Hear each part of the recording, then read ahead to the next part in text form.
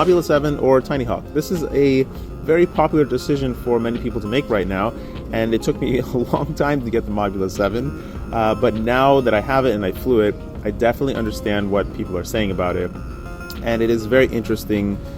I think this discussion will be helpful, but I think you might end up with more questions than answers when you listen to everything I have to say. So let's first talk about the primary difference between these two. The Emax TinyHawk and the Beta FPV, particularly the Beta and the Emax products in the TinyHawk category, Tiny Whoop category, brushless Tiny Whoop category, these are designed to be premium products. They have obviously paid far more attention to the design of the frame, the construction of the frame. They have produced custom motors for the job.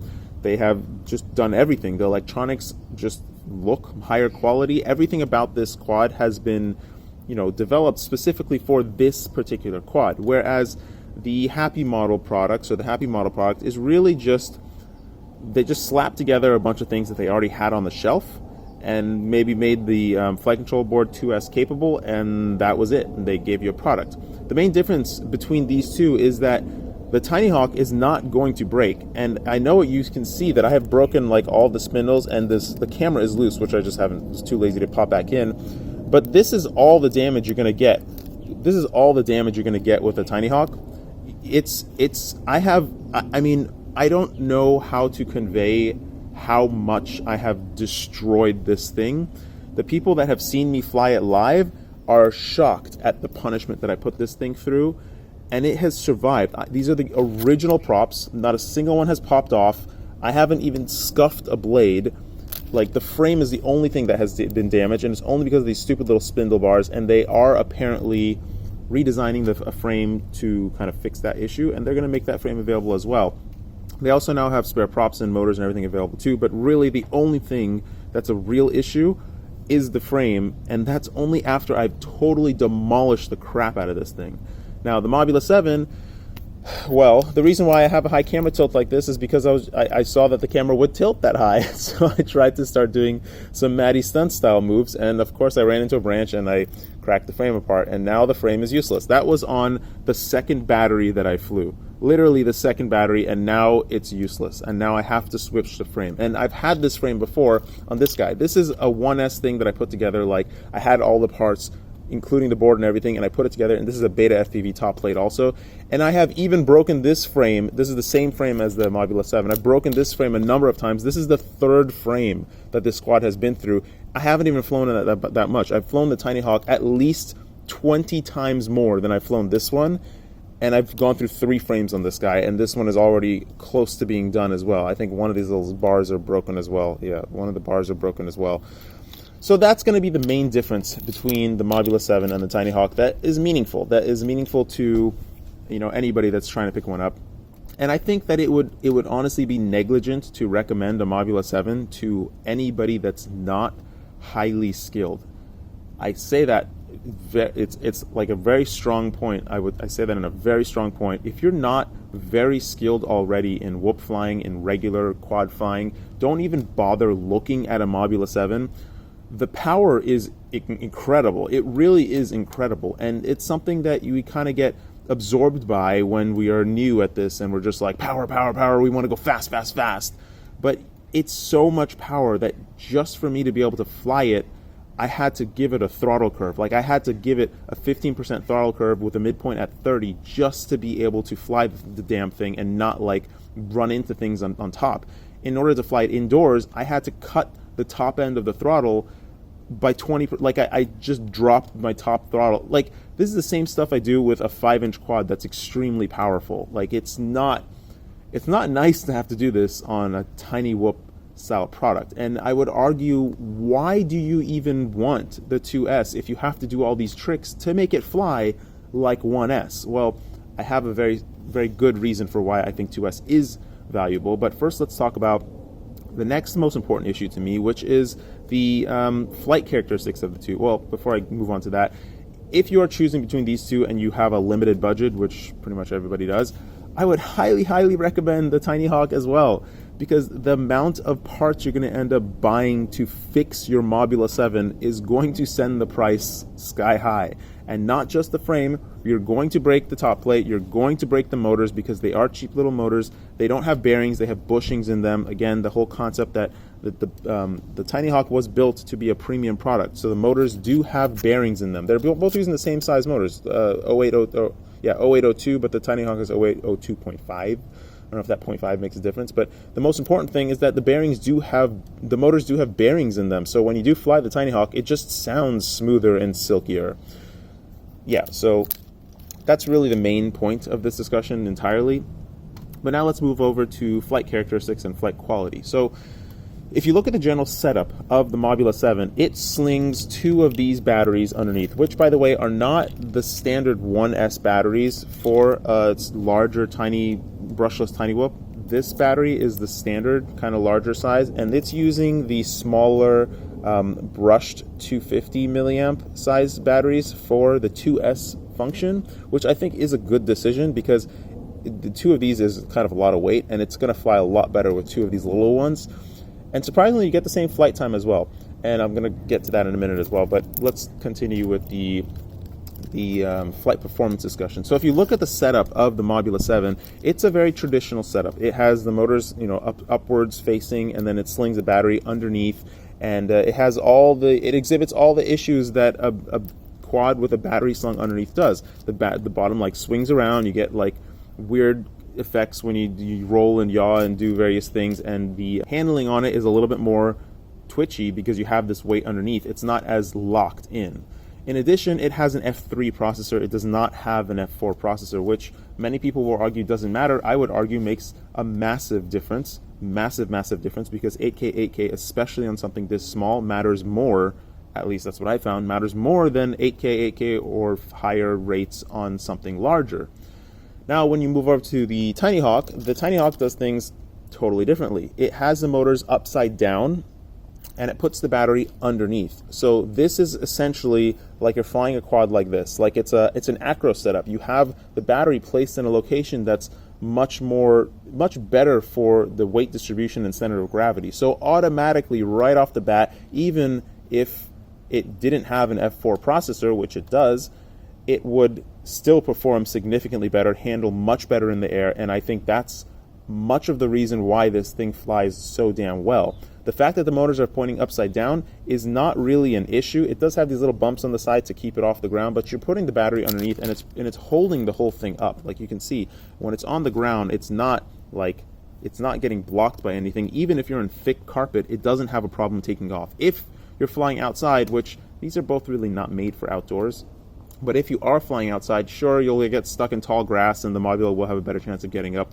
But that's not even the biggest issue. The biggest issue with the TinyHawk is that it doesn't turtle. When it's upside down and you go into turtle mode, you cannot flip it over. It won't flip it over. They are working on a quad blade prop that will allow it to turtle better, but for the most part, you don't even try to turtle. You cannot flip this thing back over. It is extremely annoying that you can't, but it's also not a really big deal, especially when all the weight and battery and everything is underneath, and it often lands right side up. It very rarely lands upside down. The Mobula 7, however, is a champ at turtling. It'll flip back over in an instant if you give it the power. It'll just keep flipping if you give it too much power. So you're going to get a much higher quality flight with the TinyHawk, and you're going to get much better fine, delicate control with the TinyHawk than you will with the Mobula 7. Just to be able to fly the Mobula 7, I mean, unless you're in a big open wide environment, of course the Mobula 7 is going to be better. I mean, if you fly these things outdoors, which I really think is dumb, there's no point to flying a Whoop product outside unless you're just trying to have fun with people or something. But if you're flying in a large environment, why would you fly a Whoop? Just fly a 2.5 inch or a 5 inch or something else. It's dumb to even consider. One other major quality issue which I don't understand at all, the camera on the TinyHawk and the Beta FPV quads, which the Beta FPV quads are traditionally more expensive than all the other Whoop or brushless Whoop products out there, suck. They absolutely suck. They're not only way lower resolution looking, the dynamic range on them is awful. I don't know why the cheapo, like not even happy model, just the cheapo garbage kind of camera products, whoop camera products from Banggood are significantly better, and that's hopefully what you're seeing in the Mobula 7 feed right now. It's significantly better. It's better at dynamic range. It's way sharper. It looks overall just so much better. So much to the point that I got pissed off at this camera, and the frame is all broken anyways. I have to get a new frame. So I'm going to be taking apart the TinyHawk, and I'm going to be putting the FXT T80 in it. I just had one of these lying around. It is a much bigger camera, but I think I can hopefully squeeze it into this frame. It'll modify it a bit, and hopefully I'll get much better quality out of the frame. So yeah, that's really the gist of most of it. The next thing that I want to discuss, oh yeah, so other thing, if you are going to get new frames for the Mobula 7, I wouldn't recommend getting the same frame again. I think you should just get a beta FPV frame. There's a link in the description below for the frames on Amazon. They're the same price. They come 2 in a box. I have never broken one of these. I haven't thrashed them as much as the TinyHawk, but I haven't broken one of these.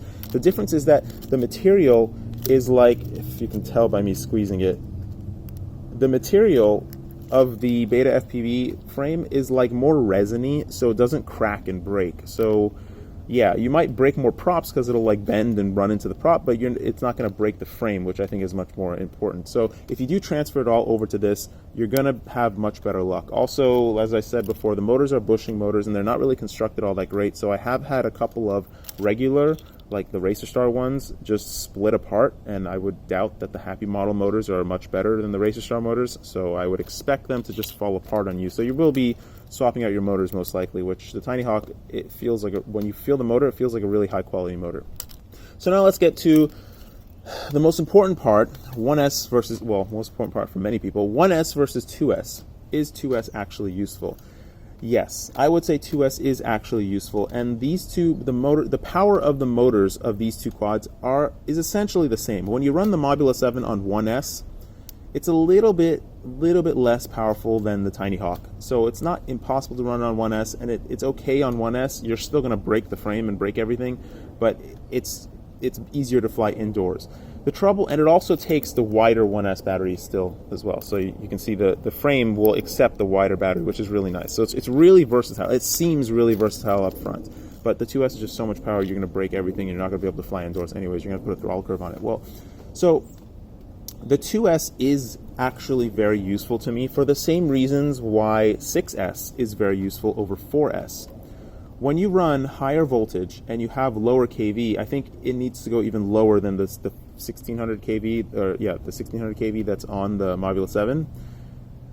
You don't exhibit as much voltage sag, and that is really the special part about the Mobula 7. Even though it's using these little tiny batteries, this smaller batteries, the overall watt hours is actually 50 milliamps more. You get the same flight time, but what's most important is that after about a minute and 15 seconds, you start feeling a little bit of voltage sag on the TinyHawk, whereas on the Mobula, you don't, because unless you're going full throttle the whole time, which I don't think anybody really will. And that's really the main difference between these two. I would definitely like a 2S TinyHawk, but in order to make it 2S capable, and when you do 2S, you do want a little bit more power still, but when you do 2S, you need to re-engineer the whole thing to support 2S, not just slap 2S on the TinyHawk. If the TinyHawk was as fast and powerful as the Mobula, it would break. It would break just like the Mobula. It would probably break just as much as the Mobula. It's because the thing weighs so little and it's not so powerful that it doesn't break. So in order to do 2S properly, you would really need to re-engineer the entire quad to have a proper frame, proper motors, proper everything to manage 2S. And that's what I think the Emax guys are doing, because they are very logical and they know this stuff just as well as I do.